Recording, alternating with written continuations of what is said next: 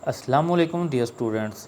आप हमारे इस चैनल पर नए हैं तो इस चैनल को सब्सक्राइब कर लें और बेल आइकॉन को प्रेस कर दें, क्योंकि डेली आप लोगों को इस चैनल के ऊपर हम तरतीब के साथ वीडियो बनाकर देंगे, तो आप लोग घर बैठकर आसानी के साथ मैथ को कर सकते हैं और इन वीडियोस की प्लेलिस्ट जो होगी वो आप लोगों को चैप्टर वाइज मिल जाएगी। तो पहले चैप्टर का आगाज़ करते हैं।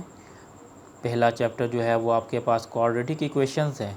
इसको सॉल्व करने के लिए हमने क्या तरीक़ेकार अपनाना है वो मैं आपको बताता हूँ। सबसे पहले हमारे पास इसकी डेफिनेशन तो है इधर दी हुई कि क्वाड्रेटिक इक्वेशन क्या होती है। उससे पहले आप लोगों को मैं बता दूँ सिंपल बनाकर कि हम इस चैप्टर के अंदर सिर्फ़ और सिर्फ क्वाड्रेटिक इक्वेशन को ही हल करना सीख सकते हैं। तो आगे चल के हमने क्वाड्रेटिक इक्वेशंस के अंदर ही सारी वैल्यूज़ को कन्वर्ट करना होगा। तो इस चैप्टर को अच्छे तरीके से समझ लेना और क्वाड्रेटिक के बारे में मालूमात हासिल कर लेना आप लोगों के लिए बहुत ही लाजमी है। तो क्वाड्रेटिक इक्वेशन क्या चीज़ होती है मुलाहज़ा कीजिएगा। आप इससे पहले कुछ ऐसी इक्वेशन पढ़ चुके हो, लेट्स सपोज दिस, या आप इसको ऐसे लिख लें कि x + y वो -6 = 0 हो जाए। इक्वेशन हम कहते किसको हैं? हर वो एक्सप्रेशन जिसके अंदर ये इक्वल का साइन लगा हुआ हो उसको हम इक्वेशन कहते हैं। और वो साइन के बाद जो है कोई वैल्यू हो भी सकती है, नहीं भी हो सकती। वो ज़ीरो के इक्वल भी हो सकता है, किसी नंबर के इक्वल भी हो सकता है। एक चीज़ आप लोग इससे पहले जानते होंगे कि अगर मैं पूछा जाए कि इस इक्वेशन के अंदर कुल कितनी वैल्यूज़ हैं, तो याद रखिएगा इसके अंदर 3 वैल्यूज़ हैं, 1, 2 एंड 3। तो हमें कैसे पता चलेगा कि इसके अंदर 3 वैल्यूज़ हैं? उसके लिए हम ये सहारा लिया करते हैं कि अगर वैल्यू के अंदर प्लस या माइनस आ जाए तो वहाँ से एक नई वैल्यू जो है वो स्टार्ट हो जाया करती है। अगर इस अंदाज से हो तो अब ये देखना ये है कि ये x और प्लस y ये कितनी वैल्यूज़ हुई। तो ये बेसिकली x और y दो वैल्यूज़ हैं। और अगर हम इन्हीं x और प्लस y को इस अंदाज से ब्रैकेट के अंदर बंद कर देते हैं तो अब ये दो वैल्यू नहीं हैं, क्योंकि ब्रैकेट में बंद हो जाने के बाद ये एक वैल्यू बन गई। तो इस अंदाज से वैल्यू का तयन करना आप लोगों के लिए लाजमी है। अब अगर इस इक्वेशन को देखा जाए तो इसमें हमने देखा कि इसके अंदर कितनी वैल्यूज़ हैं? 3। तो एक वैल्यू ये वाली हो गई, एक वैल्यू ये वाली हो गई और एक वैल्यू ये वाली हो गई। इनकी पावर्स भी हैं। अगर देखा जाए इसकी पावर 1, इसकी पावर 1, इधर तो x और y, असल में जो पावर हम काउंट करते हैं ना वो वेरिएबल्स की काउंट किया करते हैं। और वेरिएबल जो है वो x, y और z यानी कि z हुआ करता है। इस जगह देखें तो इसकी पावर ज़्यादा से ज़्यादा कितनी है? 1। और इसकी भी ज़्यादा से ज़्यादा 1, इसकी तो है ही नहीं। तो इन तीनों में किसकी पावर ज़्यादा? ज़ाहिर बात है 1 ही ज़्यादा, चाहे इसकी गिन ली जाए चाहे इसकी गिन ली जाए। ऐसी इक्वेशन जिसमें ज़्यादा से ज़्यादा पावर 1 हो उस इक्वेशन को हम लीनियर इक्वेशन बोलते हैं। उस इक्वेशन को हम क्या बोलते हैं? Linear equation. और अब हम ऐसे लिखते हैं x का स्क्वायर प्लस के y -6 = 0, या हम ऐसे लिख लेते हैं xy प्लस के 6y प्लस के 7 = 0। ये 7 इधर भी हो सकता था। तो अब ऐसे लिख लेते हैं x² प्लस के 6y = -9। ये मैंने 3 वैल्यूज़ लिखी। तो अब देखें इधर कितनी 3 इक्वेशंस लिखी, तो इधर देखें कितनी वैल्यूज़ हैं? 1, 2 एंड 3। और इधर देखें 1, 2 एंड 3। इधर देखें 1, 2 एंड 3। तो अगर इस वाली वैल्यू को देखा जाए तो इसमें पावर ज़्यादा से ज़्यादा कितनी है? 2। अगर इस वाली वैल्यू को देखा जाए इसकी पावर ज़्यादा से ज़्यादा कितनी है? 1। और अगर इस वाली वैल्यू को देखा जाए तो इसमें पावर ज़्यादा से ज़्यादा है ही नहीं है, पावर तो 0 हुई। तो इन तीनों में कौन सी पावर बड़ी है? तो वो हो गई 2। इसका मतलब है ये एक ऐसी इक्वेशन है जिसमें ज़्यादा से ज़्यादा पावर, बड़ी से बड़ी पावर 2 है। अगर इधर देख लें तो ये हमारे पास देखें x की भी 1, y की भी 1, तो ये एक ही डिजिट, लिहाजा इनकी पावरें इकट्ठी हो जाएंगी 1 + 1। इसकी पावर कितनी हो गई हमारे पास? 2। और इसको देखा जाए तो इसकी पावर हमारे पास कितनी आ जाती है 1। इधर पावर नहीं है तो इसकी कितनी आ गई 0। तो लिहाजा इस इक्वेशन के अंदर भी हमारे पास ऐसी पावर्स आई 2, 1 एंड 0। तो बड़ी से बड़ी पावर कितनी हुई इसके अंदर 2। और इसको देख लेते हैं तो इसकी पावर यहाँ पर कितनी है 2। इस जगह पर x और y जो कि वेरिएबल्स उनकी पावर कितनी है 1। इस जगह पे उसकी पावर कितनी है 0। इसका मतलब ये हुआ कि इसके अंदर भी ज़्यादा बड़ी से बड़ी पावर 2 ही है। तो ये तीनों ऐसी इक्वेशंस हैं जिनके अंदर ज़्यादा से ज़्यादा पावर 2 है। ऐसी इक्वेशन जिसके अंदर ज़्यादा से ज़्यादा पावर 2 हो, ना 2 से कम ना 2 से ज़्यादा, उस इक्वेशन को हम एक ख़ास नाम दे देते हैं और वो कहलाना शुरू हो जाती है हमारे पास क्वाड्रेटिक इक्वेशन। Quadratic equation. अब अगर इस इक्वेशन को देखा जाए, इसमें x भी इस्तेमाल हो रहा है और y भी, तो हम इसको कहेंगे quadratic equation with 2 variable x and y। और इधर देखा जाए इसमें भी 2 वेरिएबल हैं x y, 3 भी हो सकते हैं। लेकिन ये इस इक्वेशन को अगर आप देखें तो इसके अंदर सिर्फ एक ही वेरिएबल इस्तेमाल हो रहा है और वो कौन से वाला जी, हमारे पास x। तो लिहाजा ये एक ऐसी क्वाड्रेटिक इक्वेशन है जो एक वेरिएबल के साथ है। आम तौर पर जो आप लोगों को ये इक्वेशन जो है वो ज़्यादा मिलती है, या कह लें कि ये इसकी स्टैंडर्ड फॉर्म है। तो हम ऐसे कह सकते हैं, आप देखें इसके साथ ये 6 लगा हुआ है, इधर कुछ भी लग सकता था। तो हम एक इक्वेशन ऐसी कह लेते हैं जिसको ax का square plus bx plus c is equal to, इसको कर दें हम 0 कर देते हैं। तो ये जो इक्वेशन है जिसके अंदर हमने वेरिएबल a, b और c कांस्टेंट इस्तेमाल किया, इसका a से मुराद है कि कोई भी डिजिट आ सकता है। यहाँ पर 2 आ जाए, 3 आ जाए, 4 आ जाए, -1 आ जाए, स्क्वायर रूट में आ जाए, कुछ भी आ जाए, ये कोई ना कोई रियल नंबर होगा। b की जगह पर भी कुछ ऐसा ही है, c जगह पर भी ऐसा ही है। अगर हम इसको इस अंदाज से तीनों वैल्यूज़ हों, यानी कि स्क्वायर वाली वैल्यू हो, सिंगल पावर वाली वैल्यू हो और कांस्टेंट हो, ये तीनों ही वैल्यूज़ अगर मौजूद हों और इस तरतीब से हों और इक्वल करके लिखा जाए 0 के, तो ये उसकी कौन सी फॉर्म कहलाना शुरू हो जाती है, जनरल फॉर्म कहलाना शुरू हो जाती है। जनरल फॉर्म कहलाते हैं, या इसको एक और नाम दिया जाता है और वो हमारे पास होगा स्टैंडर्ड फॉर्म। स्टैंडर्ड फॉर्म ये किसकी स्टैंडर्ड फॉर्म है या किसकी जनरल फॉर्म है? डेफिनेटली क्वाड्रेटिक इक्वेशन की। ठीक है, इस अंदाज से लिखा हो। अगर हम ऐसे लिख दें ax स्क्वायर प्लस bx और ये c उधर जाकर -c हो जाए, लेट्स सपोज, तो ये क्वाड्रेटिक इक्वेशन तो है लेकिन ये उसकी स्टैंडर्ड फॉर्म नहीं है। ठीक होगा, स्टैंडर्ड फॉर्म के अंदर हम उसको इक्वल 0 के कर देंगे। अब हम इधर पढ़ रहे थे कि अगर ज़्यादा से ज़्यादा पावर उसकी 2 आ जाए तो वो क्वाड्रेटिक इक्वेशन कहलाना शुरू हो जाती है, और अगर ज़्यादा से ज़्यादा पावर उसकी 3 आ जाए तो उसको क्यूबिक के अंदर आ जाएगी, क्यूब बन जाएगा। और अगर इसमें ज़्यादा से ज़्यादा पावर 4 आ जाए तो वो बाई क्वाड्रेटिक हो जाएगी। इसी तरीके से मुख्तलिफ नाम होते चले जाएंगे, लेकिन हमारा कंसर्न, हमारा तल्लुक़ इस वक्त, हमारा ध्यान सिर्फ़ और सिर्फ क्वाड्रेटिक इक्वेशन के ऊपर है। आप इधर एक बात और देखिएगा, अगर मैं a की जगह तो 0 कर दूं, बाकी x स्क्वायर आ जाएगा, b बेशक कुछ रहे और c बेशक कुछ रहे, तो आपको पता है 0 से किसी चीज़ को मल्टीप्लाई कर दे तो वो क्या हो जाता है 0। इसका मतलब इस जगह पर 0 आ जाएगा और प्लस bx और माइनस c आ जाएगा। 0 किसी चीज़ में प्लस कर लें तो कोई फ़र्क नहीं पड़ता, तो वो तो वैसे ही रह जाएगी bx is equal to minus C, या a से लिख लें, इस अंदाज से लिख लें bx माइनस सी इधर आके plus c is equal to 0। तो आप देखें, गौर करें कि ये फिर कौन सी इक्वेशन है, लीनियर इक्वेशन। क्योंकि लीनियर के अंदर हमने ये पढ़ा था कि उसमें पावर ज़्यादा से ज़्यादा 1 हो सकती है, तो क्वाड्रेटिक नहीं है ये। क्वाड्रेटिक में तो 2 आना चाहिए।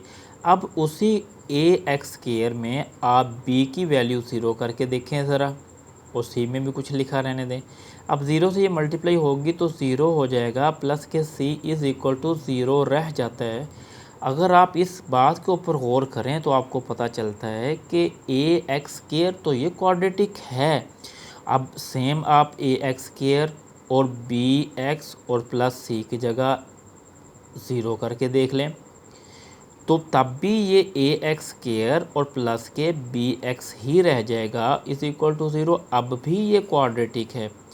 आप लोगों ने गौर किया कि ये चाहे बी की वैल्यू ज़ीरो कर दो चाहे सी की वैल्यू ज़ीरो कर दो तो क्वाड्रेटिक इक्वेशन के अंदर उसकी ये जो उसमें है कि क्वाड्रेटिक का होना इसके ऊपर कोई फ़र्क नहीं पड़ता। बाकी बेशक कोई फ़र्क आ जाए, लेकिन अगर आप उसके अंदर ए की वैल्यू ज़ीरो कर देते हो तो आपने देखा फिर तो वो इक्वेशन जो है वो टोटली अपनी नेचर ही चेंज कर देती है। मतलब वो फिर लीनियर बन जाती है, ना कि क्वाड्रेटिक रहती है। इससे एक बात हमारी समझ में आ गई कि A X square plus B X plus C which is called quadratic equation, और ये उसकी जनरल फॉर्म कहलाती है, उसमें कभी भी ए ज़ीरो नहीं हो सकता।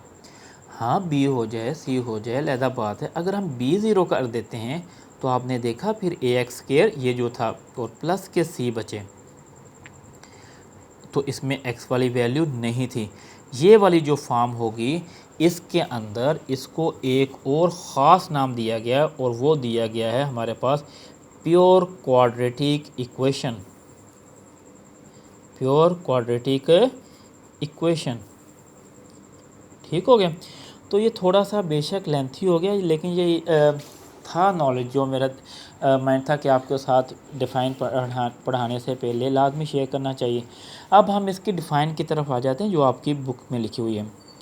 कहता है एन इक्वेशन, कोई एक equation which contains the square of the unknown variable quantity means X Y, यानी कि जिसमें एक्स वाई की स्क्वायर वैल्यू हो बट नो हायर पावर, लेकिन इससे ज़्यादा ना हो, is call the quadratic equation, वो क्वाड्रेटिक इक्वेशन कहलाएगी। यहाँ इसका एक और नाम भी है, और an equation of the second degree.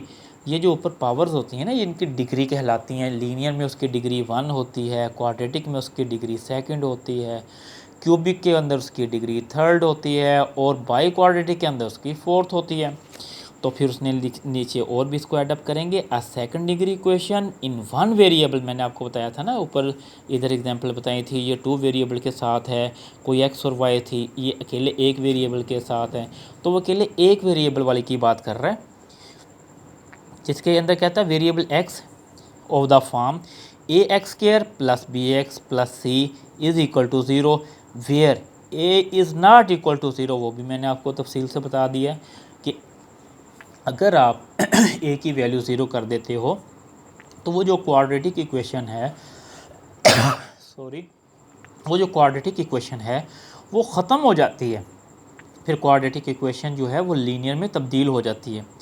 और कहता है A B C are the real numbers, यानी कि कोई भी इसमें हो सकता है। रियल नंबर के अंदर आपको पता है कि रैशनल भी आ सकते हैं, इरेशनल भी आ सकते हैं, पॉजिटिव भी आ सकते हैं, नेगेटिव भी आ सकते हैं। कहता है कि is called the general R the standard form, इस अंदाज से लिखा जाए इसको जनरल या स्टैंडर्ड फॉर्म कहलाते हैं। Here A is the coefficient of the X square and B is the coefficient of X and constant term is C. तो ये देखें, ये उसने फिर नंबर के साथ लगा दिया। The equation X square minus 7x plus 6 is equal to zero, और देखें इक्वल ज़ीरो लगा दिया, ये उधर भी जा सकता है। कहता है ये एग्जांपल्स हैं क्वाड्रेटिक इक्वेशन की, लेकिन जिसमें ज़ीरो है वो स्टैंडर्ड फॉर्म कहलाएगी, और जिसमें इक्वल ज़ीरो नहीं किया वो नॉट स्टैंडर्ड फॉर्म कहलाएगी।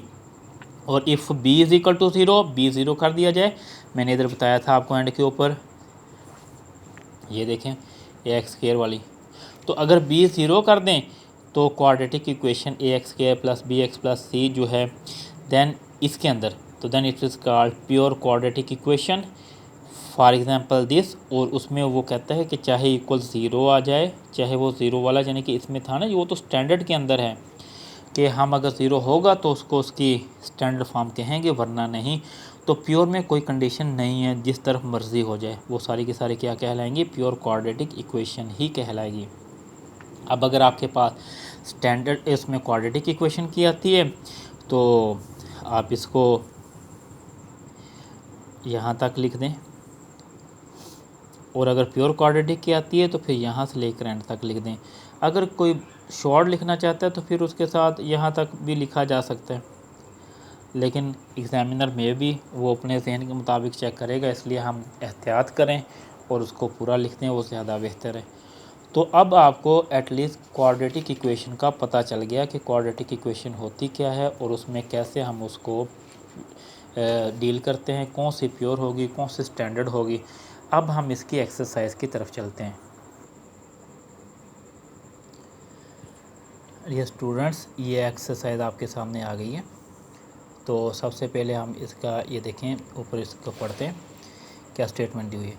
कहता है right the following quadratic equations, ये जो क्वाड्रेटिक इक्वेशन लिखी हुई है इनको लिखें इन स्टैंडर्ड फॉर्म के अंदर and point out pure quadratic equation, और प्योर क्वाड्रेटिक इक्वेशन के बारे में बताएं आप। तो इसको हम करते हैं, वीडियो लंबी हो सकती है, आप लोगों के लिए हम क्वेश्चन जो है वो सारे करने की कोशिश करते हैं। तो आप लोग जो है वीडियो को तफसील से देखें और दूसरों के साथ इसको शेयर करें, इससे हमारी हौसला अफजाई होती है और हम इंशाअल्लाह ताला फिर आप लोगों के लिए लाइव क्लासेस लेके आएंगे। तो फर्स्ट वाला जो पार्ट है उसमें लिखा हुआ है हमारे पास x+7 multiplied by x-3 is equal to -7। अब ये देखें, ये दोनों वैल्यूज़ आपस में मल्टीप्लाई हो रही हैं, तो इसको मल्टीप्लाई करें। x जब x से मल्टीप्लाई करेगा x का स्केयर, फिर ये x जब देखिए ना, आपको पता है ना कि इधर पहली वैल्यू लेकर आगे जितनी भी वैल्यूज़ हैं उनसे बारी बारी मल्टीप्लाई करेंगे। जब ये सारी वैल्यूज़ ख़त्म हो जाए तो फिर हम दूसरी वैल्यू ले लेते हैं और फिर बारी बारी सबसे मल्टीप्लाई कर देते हैं। अगर फिर ये ख़त्म हो जाए तो अगर इधर तीसरी हो तो फिर तीसरी से मल्टीप्लाई करते हैं, और ये अमल तब तक जारी रहता है जब तक इधर सारी वैल्यूज़ के साथ मल्टीप्लाई ना हो जाए। अब x को पहले x से मल्टीप्लाई किया, x का स्केयर आ गया, x पॉजिटिव है, आगे ये माइनस है, प्लस माइनस आपको पता है माइनस होता है। x को जब 3 से मल्टीप्लाई करेंगे 3x आ जाएगा, फिर ये प्लस है तो इसका कोई साइन नहीं, प्लस हो गया, प्लस ने जब प्लस से मल्टीप्लाई किया प्लस आ गया।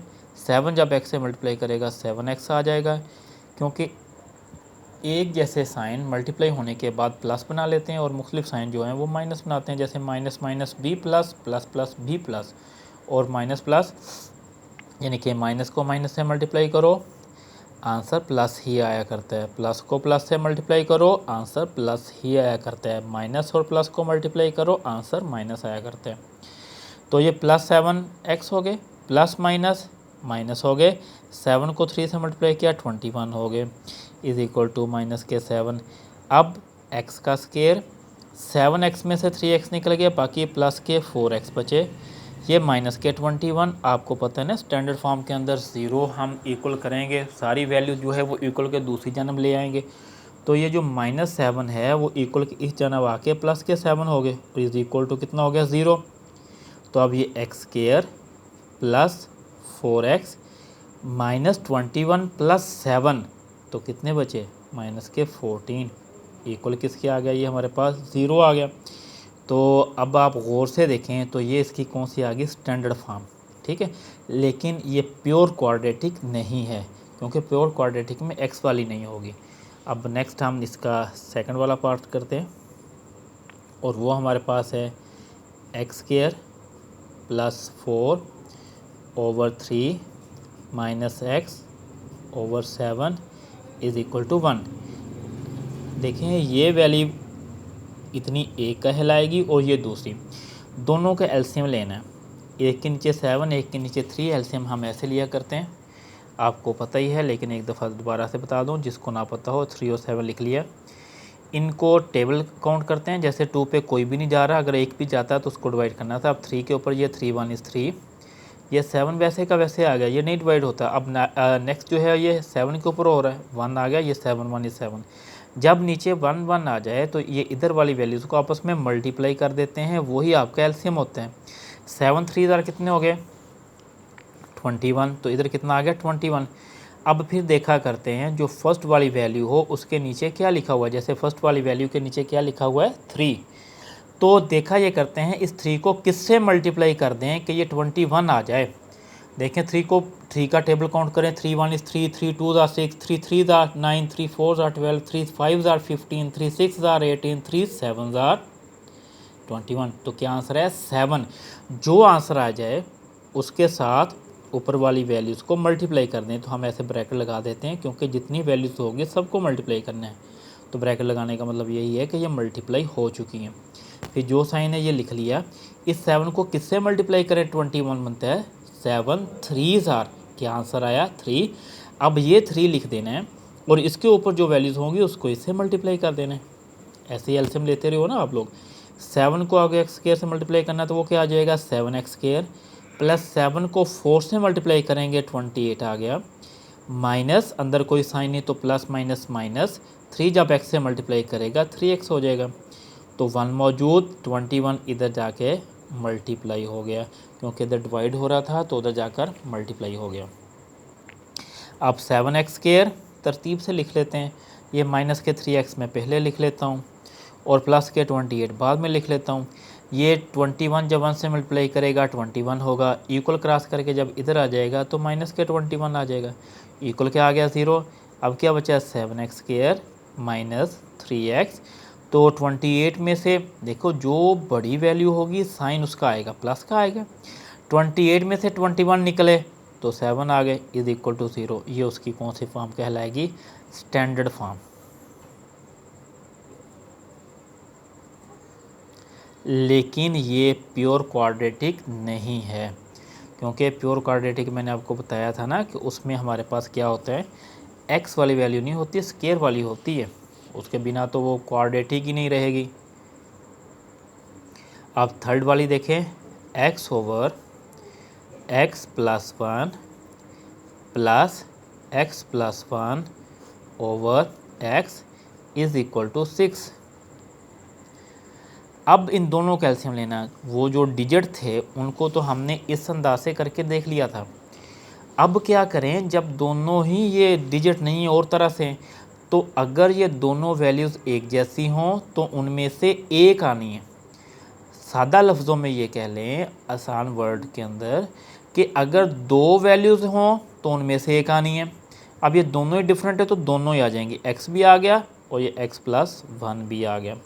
तो हम ऐसे करते थे ना इधर भी कि हमने देखा कि नीचे वाली को मल्टीप्लाई करें कि एलसीएम वाली बन जाए। तो अब क्या करना है, अब ऊपर वाली पहले लिख लेनी है जैसे ये लिख ली, इसको किसी न किसी डिजिट से तो मल्टीप्लाई करना है। वो किससे करना है, जो इसके नीचे है एलसीएम में देखना है कि वो है, उसके अलावा जो बच जाए उससे करना है। देखें इसके नीचे x प्लस 1 है, एलसीएम के अंदर दो वैल्यूज़ हैं, एक है x और दूसरी है x प्लस 1।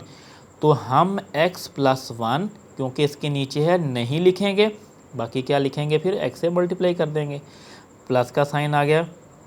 अब अगर आप ऐसे लिख दोगे ना x प्लस 1 तो ये देखो 3 ऐसे वैल्यूज़ बन गई, इसलिए क्योंकि ये प्लस का साइन ये वाला है, ये वैल्यू तो बेसिकली एक थी ना कि ये डिवाइड होते हुए नीचे उसको बता रही है एक, तो इसलिए इसको ब्रैकेट में बंद करें वरना तो वो गलत हो जाएगा इधर से आपसे। अब देखें इसके नीचे x है तो क्या नहीं है एलसीएम के लिहाज से x प्लस 1 नहीं है, जो नहीं है उसी के साथ इसको मल्टीप्लाई करो और इज इक्वल टू 6, वैसे ही चला। अब x को जब x से मल्टीप्लाई करेंगे ये हो जाएगा x का स्क्वायर प्लस, अब देखें इनको मल्टीप्लाई करने, इधर अगर माइनस होता तो इसने साइन चेंज करने थे सॉरी, लेकिन अब फिर हमने ब्रैकेट लगानी थी, अब ज़रूरत नहीं है।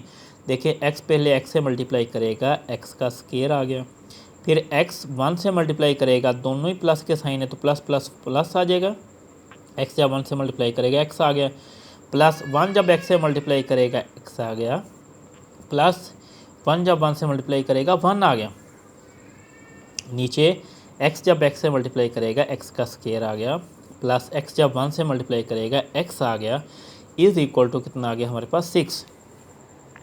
अब इनको इकट्ठा कर लें, जैसे 1x स्क्वायर कुल 2x स्क्वायर हो गए, 1x प्लस 1x कितने हो गए 2x हो गए, प्लस के कितने हो गए 1, 6 इधर मौजूद, ये x स्क्वायर प्लस x इधर डिवाइड हो रहे, तो इधर जाकर हमने इनको क्या कर दिया मल्टीप्लाई क्यों। अब ये हो गया 2x स्क्वायर प्लस के 2x प्लस के 1, तो ये मल्टीप्लाई होने के बाद आ गया 6x स्क्वायर प्लस के 6x। अब सारी वैल्यूज़ जो हैं वो एक तरफ कर लें और इक्वल 0 कर दें ताकि इस क्वाड्रेटिक इक्वेशन की फॉर्म को स्टैंडर्ड फॉर्म में लिखा जा सके। ये प्लस के हैं, कोई साइन नहीं तो प्लस है, तो इधर आकर क्या हो जाएगा माइनस के 6x²। ये प्लस के 6x इधर आकर माइनस के 6x और इक्वल क्या हो गया हमारे पास 0। नेक्स्ट क्या होगा, प्लस के 2x² है और माइनस का 6, तो बाकी बचे माइनस के 4x²। ये प्लस के 2x है, माइनस के 6x, तो माइनस के 4x। कांस्टेंट तो अकेला 1 नहीं, ये भी ठीक है और ये भी इसका आंसर है।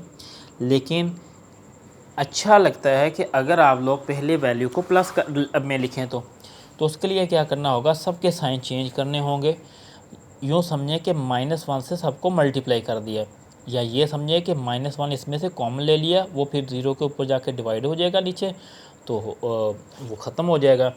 और वो आसान वर्डिंग के अंदर इनके साइन चेंज कर दें, पहले का किया तो सब के किए तो कोई फ़र्क नहीं पड़ता। बेसिकली यही होता है कि -1 से आपने मल्टीप्लाई किया दोनों तरफ, देखें इसको भी करेंगे कोई फ़र्क नहीं पड़ेगा, तो ये चेंज हो जाएंगे। प्लस के 4x और माइनस के 1 इज़ इक्वल टू 0। ये अगेन क्वाड्रेटिक की स्टैंडर्ड फॉर्म आ गई, ये भी प्योर क्वाड्रेटिक इक्वेशन नहीं है। नेक्स्ट देखें,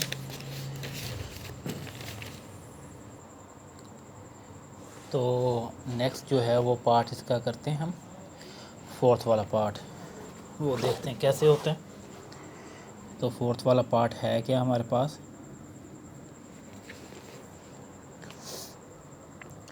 लिखा हुआ है जी फोर्थ पे x + 4 divided by x - 2 minus x - 2 divided by x + 4 is equal to 0।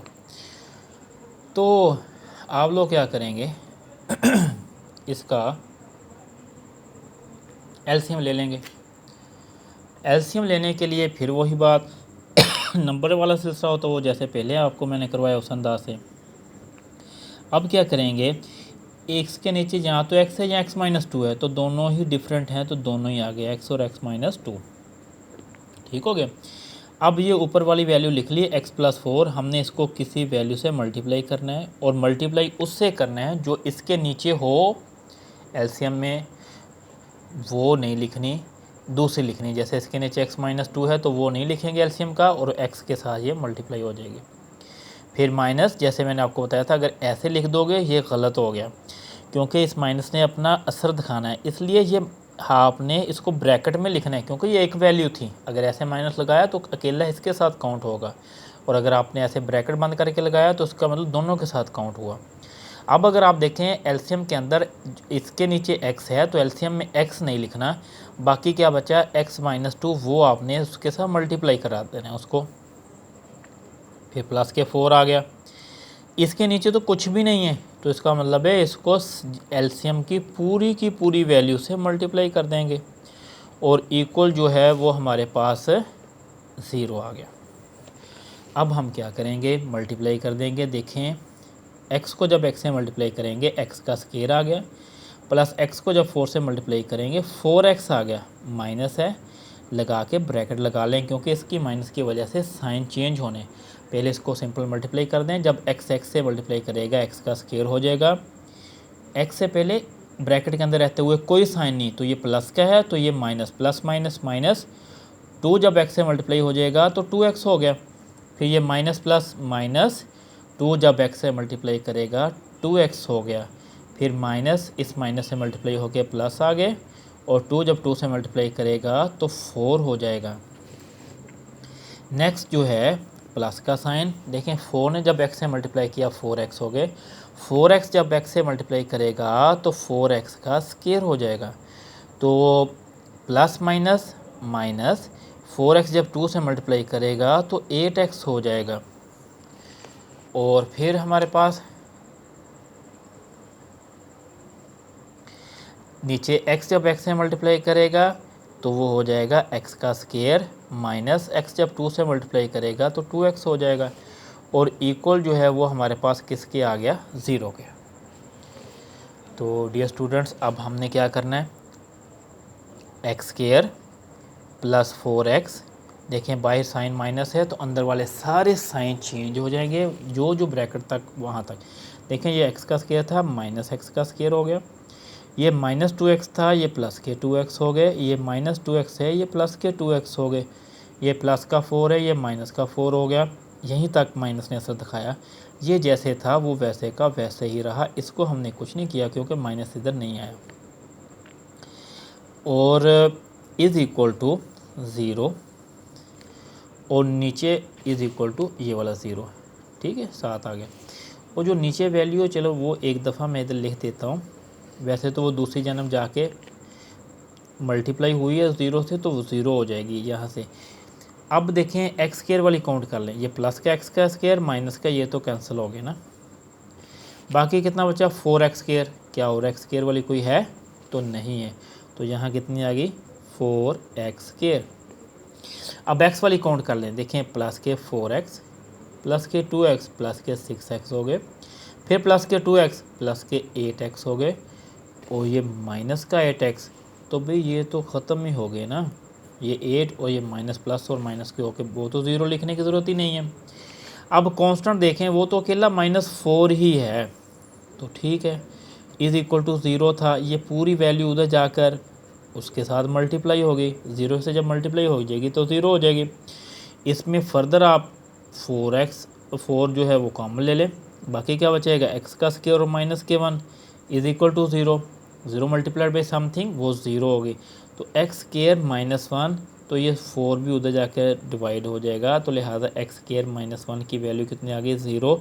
अगर आप इस इक्वेशन को गौर से देखें तो इसमें x स्क्वायर वाली है और इसके अलावा कोई भी नहीं, तो ये हमारे पास इक्वेशन जिसमें x वाली नहीं है ये प्योर क्वाड्रेटिक कहलाएगी। ये कौन सी कहलाएगी हमारे पास है प्योर क्वाड्रेटिक। अब इसका हम v वाला पार्ट करते हैं, तो वो जो वैल्यू लिखी हुई है वो कुछ इस अंदाज से है, x+3 डिवाइडेड बाई x+4 फिर minus x-5 divided by x is equal to 1। अब इसका भी हमने एलसीएम लेना है, देखें दोनों के एलसीएम वैल्यू जो है वो दोनों के नीचे फ्रैक्शन के अंदर चेंज है डिनोमिनेटर की, तो x भी आ गया और x और प्लस के 4 भी आ गया, तो ये x और प्लस के 3 लिख लिया, इसके नीचे x+4 है तो क्या नहीं है x नहीं है, माइनस ये x-5 ब्रैकेट लगा ली, वो मैं ऊपर बताता आ रहा हूँ ना बार बार कि ये ब्रैकेट लगानी है, वरना माइनस का मतलब होगा सिर्फ पहले वाली डिजिट से मल्टीप्लाई किया। तो इसके नीचे x है तो क्या नहीं है x और प्लस के 4 नहीं है, और इक्वल किसके आ गया 1 के। अब इनको मल्टीप्लाई कर लें, तो x जब x से मल्टीप्लाई करेगा तो क्या हो जाएगा x का स्क्वायर प्लस 3 जब x से मल्टीप्लाई करेगा 3x माइनस ब्रैकेट लगा लें, क्योंकि इसने क्या करना है ब्रैकेट माइनस ने सब से मल्टीप्लाई करना है, पहले x को x से मल्टीप्लाई करेंगे x का